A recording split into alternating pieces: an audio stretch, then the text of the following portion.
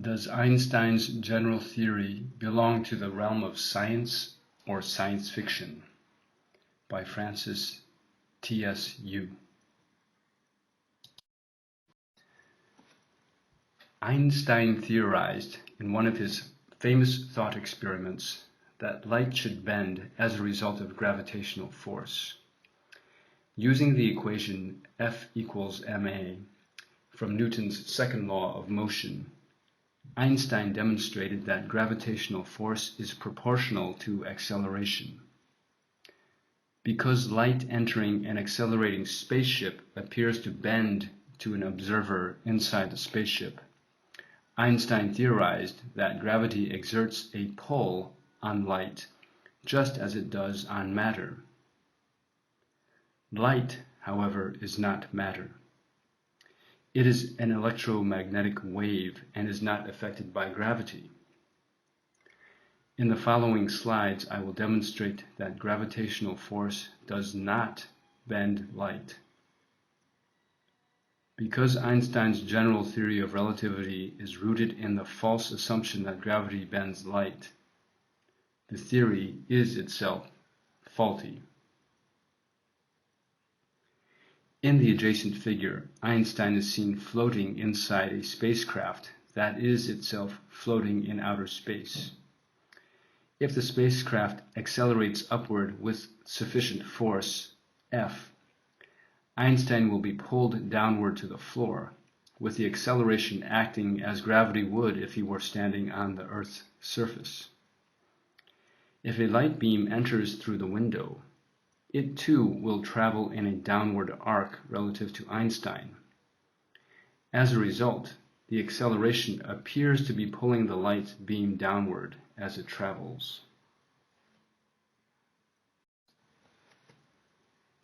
Einstein formulated his light-bending hypothesis by imagining the path of a light beam as it entered the window of an accelerating spaceship.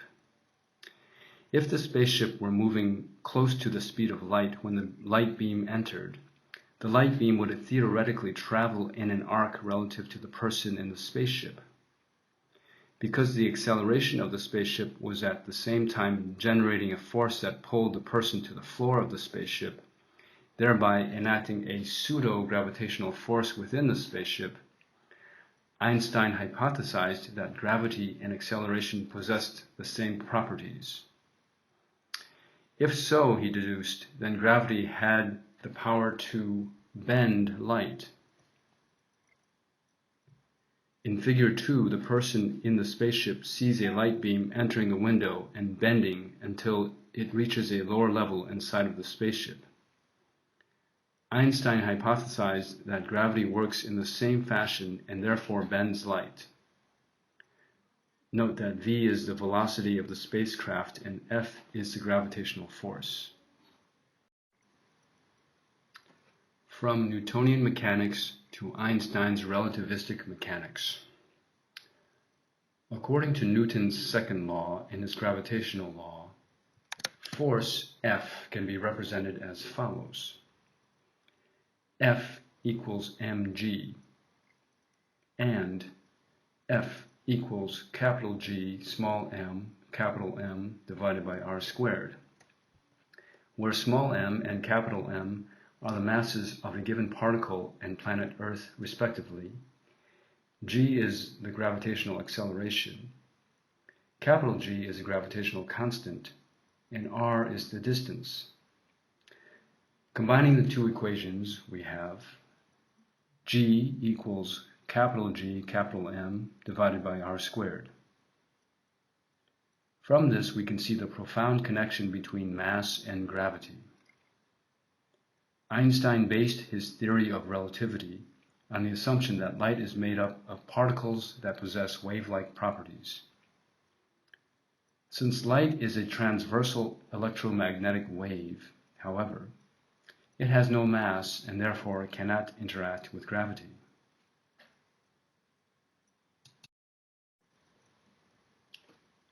Einstein treated time as an independent variable.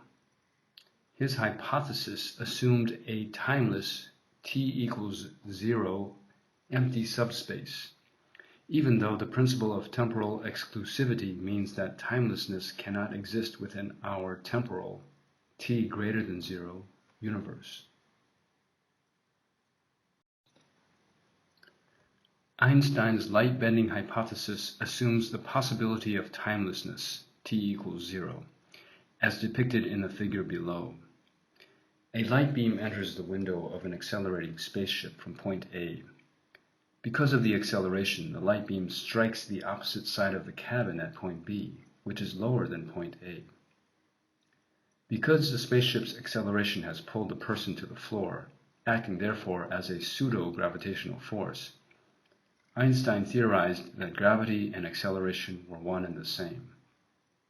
In doing so, he posited that gravity pulls or bends light. In figure A, the person in the accelerating spaceship sees a light beam entering the window from point A at time t equals t prime. In figure B, the light beam strikes a lower point on the opposite side of the moving spaceship at a later time, t equals t double prime.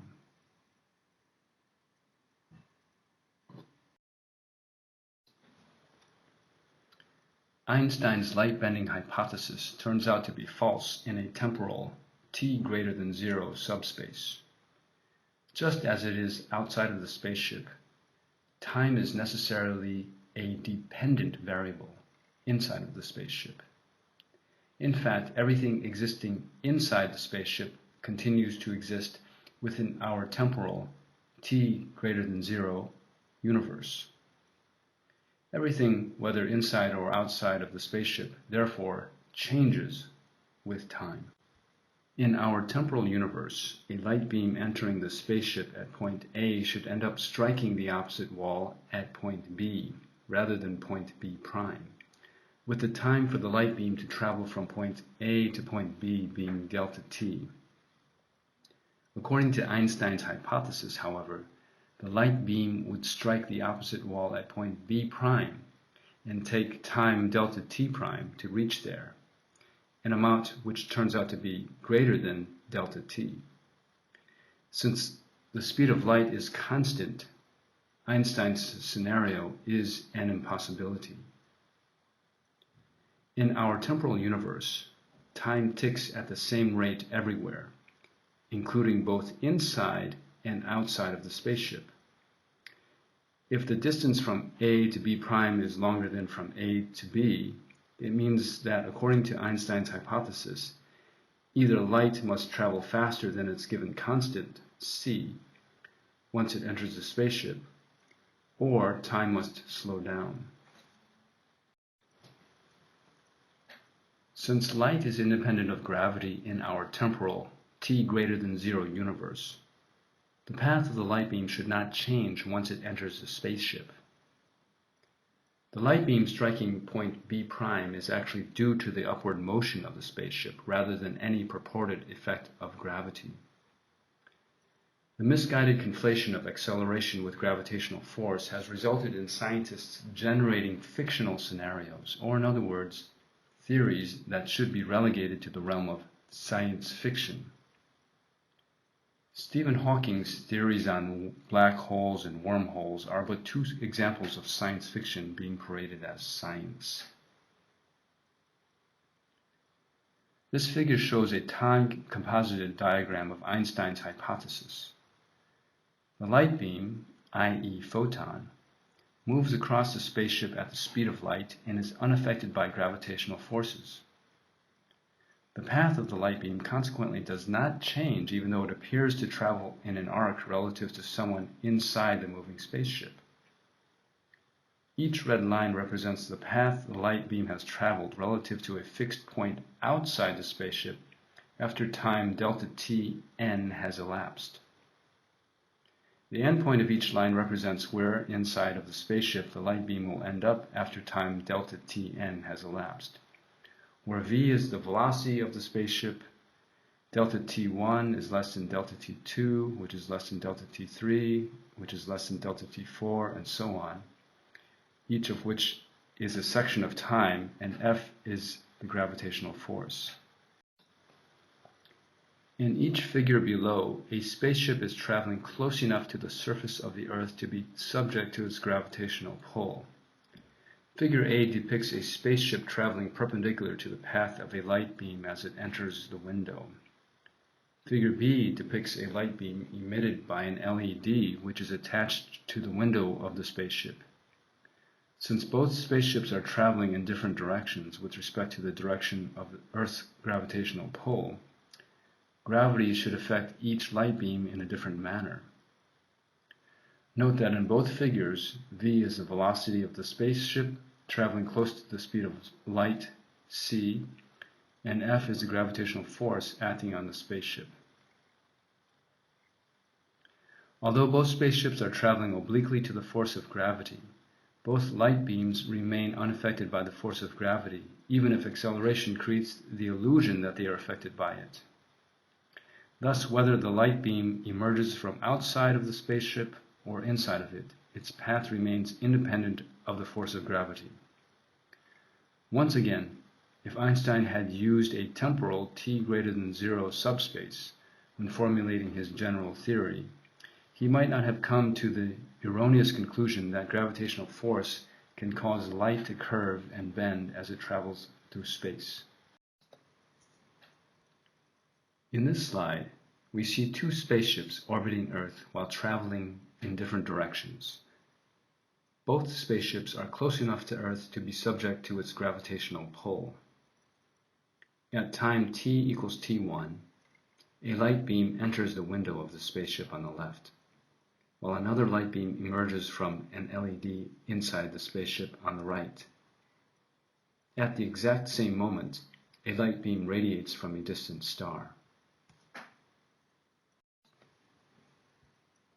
In this slide, we can see that a light beam from a distant star travels a radial distance r equals c delta t, where delta t equals t2 minus t1, representing the time elapsed.